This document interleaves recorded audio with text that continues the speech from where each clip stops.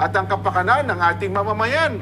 Pero napansin mo ba, mukhang ang Kongreso ngayon at ang mga leader ng ating pamahalaan parang natakpan ang bibig kung ang pag-uusapan ng impeachment. Meron ba? Wala bang... Parang wala na nagsasalita kumikibo ngayon, ha? Wala na, tahimik ka na. Eh, siyempre, sabi naman siguro hindi, magbabakasyon na nga kami. Ganon? Eh, pagka inasikaso pa naman namin yan, parang namang hindi maganda, wala sa panahon, di ba? Ay halo na ba? Ang sabi naman ng iba, Nelson, iba naman yung narinig ko. Ano sabi? Mabibigla ka na lang, Jen. Ba? Baka isang araw, ay wala kang kamalay-balay, nakahain na pala yan. Ba? Dahil napirmahan na ng... Baka natira tayo ng Bicol Express. Ba? Di ba? Kasi noong nakaraan, may tumira tayo ng Pangasinan Express. Di ba? At ang iba naman ay iba't ibang klase ng express ang nangyari. Baka dito ay mabigla kayo. Kapag ginawa nyo, baka mabigla rin kayo sa amin ni Nelson. Yun ang sinasabi natin. Di ba? Kaya nga patuloy ang paghahanda. Yan. Kasi hindi natin alam, di ba? Kaya doon sa iba, huwag kayong bibitiw.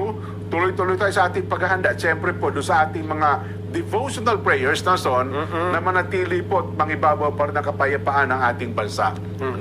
At tuloy lamang po yung ating paghahanda para po doon sa ating malaking mga gawain sa mga susunod na mga araw.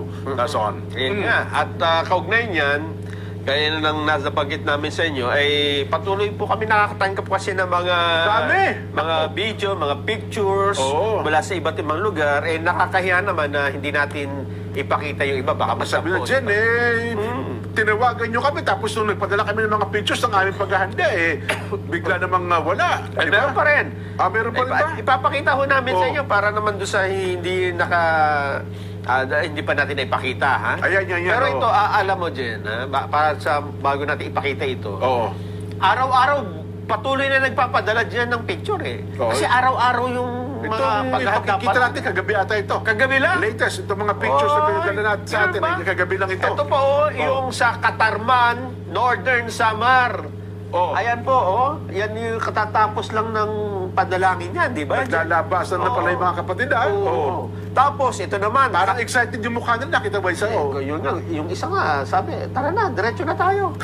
Ito, Caloocan North. Caloocan North. Yan. Saan naman ito? Caloocan North. Bagong Silang. Bagong Silang 5. Doon naman sa Bagong Silang 1. Sa... Ayan, ang dami. Ika naman, meron pang sa Deparo. Diyan, Deparo. Yan, napuntahan ko yan, Puro sa Caloocan yan. Sa F. Manalo, Brixtonville. Dagsa talagang excited na excited sila Pero kilala ko isang yun, ito. Ayan, Caloocan pa rin yan. Akala ko nga dyan, pupunta na ng saan ito naman sa Tarlac area. Sa Herona pala yan. Paniki. Meron pa dyan. Ito. Sa Pura. Iba't ibang lugar sa... Mga kamag-anak ata ni Kong Dante itong mga taga-Paniki. Sabi yan, Puro Marcoleta ba yung mga yan? Antindi. Ito namang isa pa. Ayun, sa Negros Oriental. Kahit pala pumutok ang Canlaon, Nelson, meron pa rin paghahanda. Ang dami nito, Sa dami lang ng mga pictures pa lang ang pag-uusapan natin, Nelson, pag dumagsa dito sa Metro Manila yan, Yun nga ang sinasabi ko. Di ba? Ayan, Negros yan. Oriental. Nako. Paano man pipigilin niya kapag yan nagkaisa na, Nelson, At sabay-sabay na kumilos siya sa buong bansa. Bagong buhay sa dito sa Rizal, di ba? Ayan. Sabi ni Lola, halika na, umuwi na tayo. Hindi, tutuloy na ako, Ed. Sabi niya, tutuloy na ako doon sa sa Metro Manila, Sabi niya, masyado ka excited. Mindoro. Ayan, Mindoro dyan, pati mga taga Mindoro. Pag-iwanan ng babies, kasama pa talaga naman, Si Lolo. Tuwang-tuwa si Lolo, Okay naman natin gagawin yan. Wait lang po, Oh, ito naman mga pictures na pinadala sa akin, saka video, no, Son. Ito lang, ipinakikita ko sa ating mga kabayan. Ito yung sa Bulacan area. Oh, meron ho dyan sa may Bekawayan, sa may bahagi ng Lampakin. Ano yung CDB? Anong lugar yung... Ha? Ciudad de Victoria. Oh, yun. Oh, dyan sa may... tapat ng Philippine Arena. Ganyan katindi yan. Naku po. Ay, punta naman tayo ng Mindanao, Nelson. Ayan, Ciudad de Victoria. Pati ba sa Mindanao meron? Meron. Sabi ko naman sa iyo Ito ay nationwide yan pagka nagsabay-sabay. Ito yan, Sarangani area yan, Nelson. Sa Pulumulok. Fatima. At meron din po pinadala sa atin sa bahagi naman ng Apupong. Ayan. Nasabi ko sa inyo, akala nyo siguro, nagbibiro kami ni Nelson. Mula sa malaki hanggang sa kalit-liitang sulok ng Pilipinas pala, meron, no? Pampanga. Ayan, Pampanga naman area ito. Saan pa? Sa, balik ulit tayo ng Negros Occidental, Nelson. Kahit na pumutok ang Mount Canlaon, yan. Sa may Bago City, sa Valladolid, La Castellana, La Carlota, bali wala sa kanilang pagputok ng Canlaon. Tuloy pa rin ang paghahanda. Ang pinaghahandaan, yung ating malaking pagkilos, Nelson. At saka yung kanila pong, yung atin pong devotional prayer para sa kapayapaan ng ating bansa. Ganyan po kadami ang tumutugon doon sa ating naging pahayag na no isang araw na tayo ay maghanda para po sa isang malaking gawain. Ayan. Kasi nga dapat unahin natin, sa dami ng problema ngayon, pumuputok ang Bulkang Canlaon, mahal ang presyo ng bilihin, katatapos lang ng sunod-sunod na kalamidad, yan pa naman ng bang impeachment ang uunahin, di ba? Sabi nga ng Pangulong Bongbong Marcos, wala, hindi matatali dyan ang Kongreso. Walang magagawa ang ating mga mambabatas at ang gobyerno. Walang epekto yan, walang magandang ibubuti yan sa kahit sino mang Pilipino. Totoo. Hindi ba tayo dapat na pumabor, sumang-ayon sa ganyang paninindigan, hindi ba? Kaya siguro sabi nila, Jen at Nelson, kami tahimik na kami. Hindi na kami, ayaw na namin yan. Hindi na kami nandiyan. Hindi na kami tataguyod yan. Nung impeachment na yan, sabi na ng Pangulo, kami ang niya sumusuporto sa Pangulo. Dapat gano'n, di ba? Kapag ganyan po ang paninindigan ninyo, abay, magsama-sama tayo. Magsama-sama na tayo, no?